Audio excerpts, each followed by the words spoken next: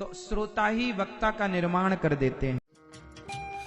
राधे कृष्णा। गुरुजी हमें यमुना किनारे मिले, गुरुजी के दर्शन करके धन्यवाद हो गए। यमुना का पानी देखिए बहुत गहरा है अंदर। भगत जन यहाँ पर श्रद्धा की डुबकी लगाने आए हुए हैं। भारी संख्या में यहाँ पर भीड़ जुटी हुई है।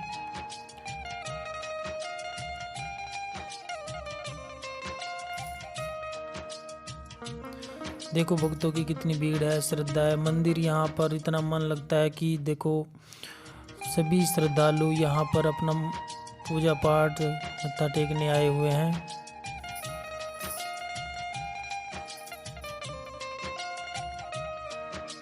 भगत जन कितना ध्यान लगाकर गुरु जी की भागवत कथा सुन रहे हैं और गुरु द्वारा सुनाई गई भागवत में इतना आनंद आ रहा है कि मानो भागवत कथा सुनकर धन्य हो गए हों। यहाँ पर जो एक बार आ जाता है उसका बार बार आने का मन करता है।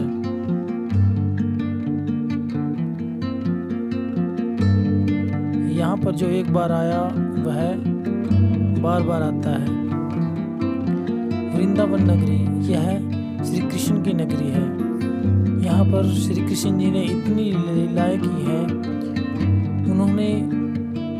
श्री कृष्ण जी ने इतनी लीलाएं की हैं कि यहाँ पर उनकी लीलाएं देखते देखते मन नहीं भरता और भगत जन उनकी लीलाओं में व्यस्त होते हुए इतना मन मंदिरों के दर्शन करते हैं कि भक्ति विभोर होकर नाच उठते हैं।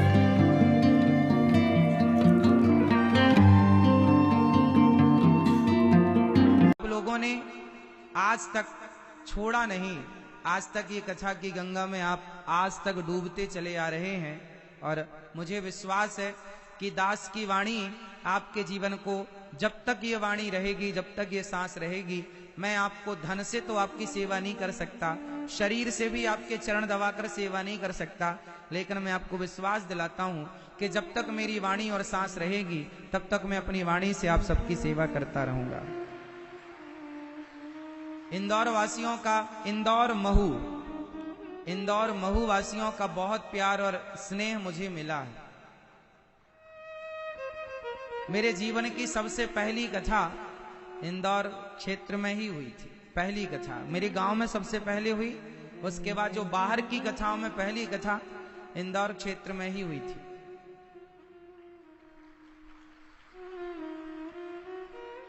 और वो समय था 2008-9। तो ये 2006 में मैंने भागवत पढ़ना स्टार्ट किया, 2007 में सबसे पहले गांव में किया, फिर 8 में इंदौर की पावन इंदौर क्षेत्र में महू में एक गांव है तेली खेड़ा, वहां से शुरुआत हुई। और आप सभी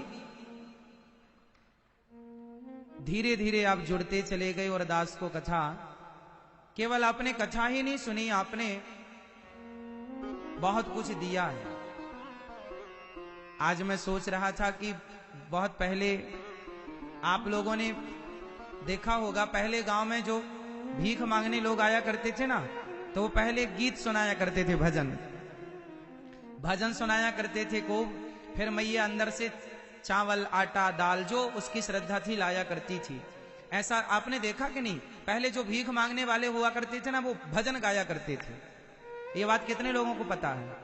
अब वो दौर खत्म हो गया, लेकिन आपने कभी सोचा है कि भजन सुनाकर क्यों भीख मांगी जाती थी उस जमाने में?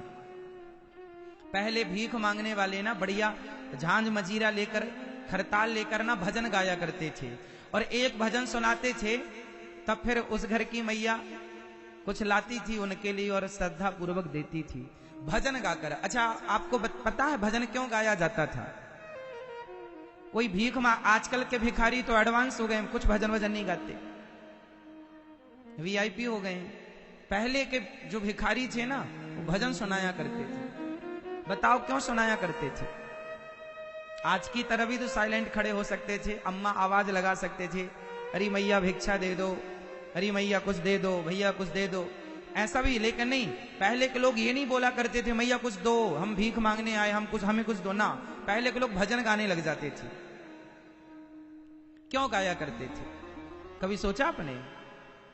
इसलिए गाया करते थे कि जो भिखारी आपके घर भिक्षा मांगने आते थे तो आप आटा देते थे, गेहूं चावल जो आपकी आस्था थी वो आप देते थे।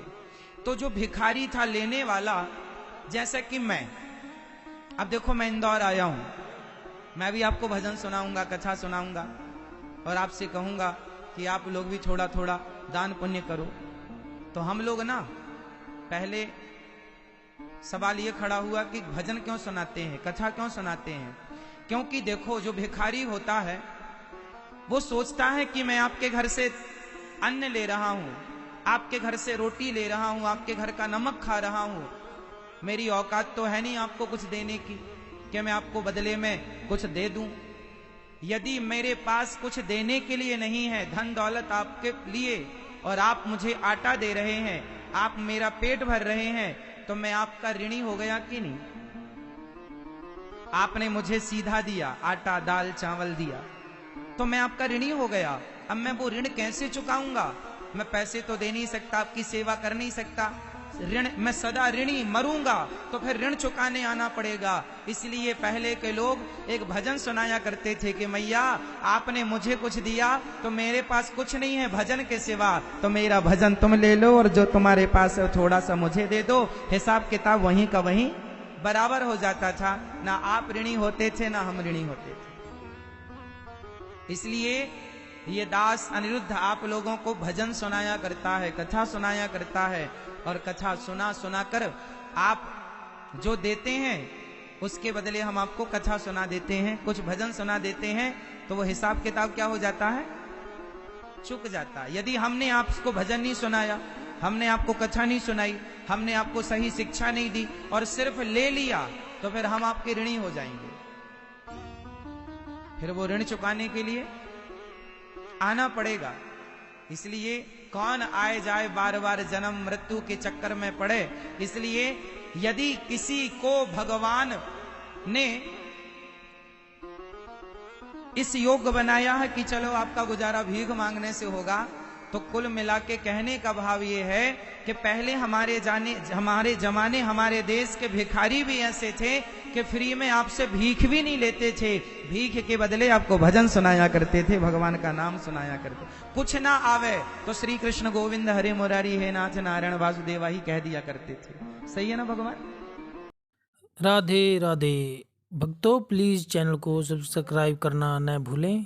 राधे कृष्ण।